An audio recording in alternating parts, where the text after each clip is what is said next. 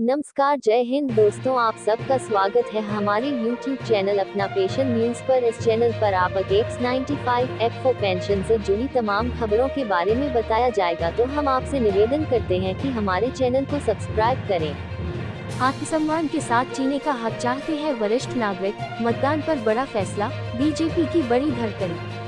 EPS 95 higher pension, X 95 higher pension को लेकर pension भोगियों का गुस्सा सातवें आसमान पर है। भिलाई में पेंशनर्स की बैठक हुई। सदस्यों ने कहा 2022 के अंत में सुप्रीम कोर्ट ने हायर पेंशन देने को लेकर फैसला सुनाते हुए आवश्यक दिशा निर्देश जारी किया था, जिससे लाखों सेवानिवृत्त कर्मियों में पेंशन में बढ़ोतरी की एक आशा जगी। इसके बाद 1.5 साल तक EPFO द्वारा भिलाई इस्पात संयंत्र, भिलाई स्टील प्लांट सहित विभिन्न कंपनियों के सेवानिवृत्ति एवं स्थायी कर्मियों को हायर पेंशन के लिए डाटा मांगा जाता रहा एवं BSP सहित अन्य कंपनियों द्वारा EPFO को डाटा दिया जाता रहा। किंतु 1.5 साल बाद 2024 में लोकसभा चुनाव के पहले हायर पेंशन की पूरी प्रक्रिया पर लगभग रोक जैसी स्थिति निर्मित कर दी गई। इसके कारण मौजूदा पेंशनधारी एवं संयंत्र के अन्य कर्मचारी टेंशन में है कि आने वाले दिनों में पेंशन का क्या होगा। सेवानिवृत्ति कर्मी तो अब यहाँ तक चर्चा करने लगे हैं कि यदि मौजूदा केंद्र सरकार फिर से सत्ता में आती है तो हायर पेंशन न देने के संदर्भ में कोई नया कानून ले आएगी। मौजूदा केंद्र सरकार ने ही बंद किया पेंशन स्कीम।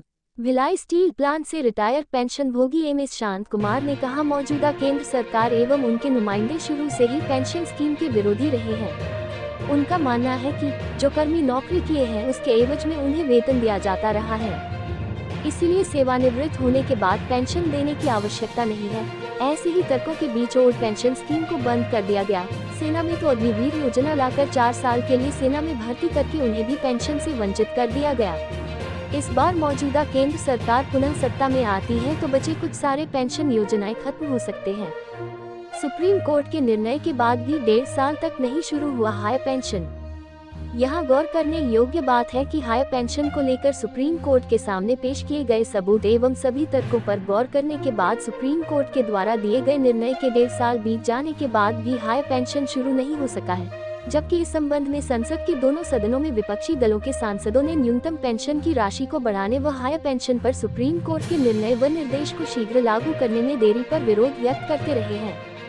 हायर पेंशन में देरी कई प्रश्नों को जन्म देता है। क्या कारण है EPFO व केंद्र सरकार क्रियान्वयन करने में इच्छुक नहीं दिख रही है।